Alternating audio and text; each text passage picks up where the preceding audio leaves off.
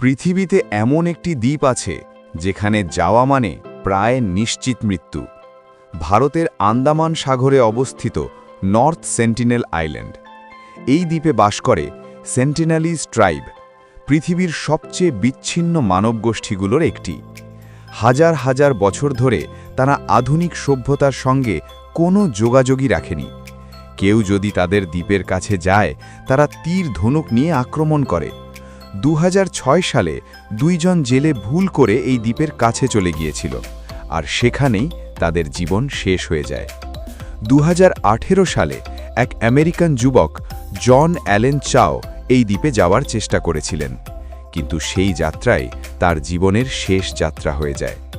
আজও বাইরের পৃথিবী জানে না এই রহস্যময় মানুষগুলো কিভাবে সেখানে বেঁচে আছে। এই কারণেই ভারত সরকার এই দ্বীপের আশেপাশে যাওয়া সম্পূর্ণ নিষিদ্ধ করেছে, কারণ কখনো কখনো কিছু রহস্য অজানাই থাকাই ভালো। এরকম আরও ইতিহাস জানতে ফলো করো।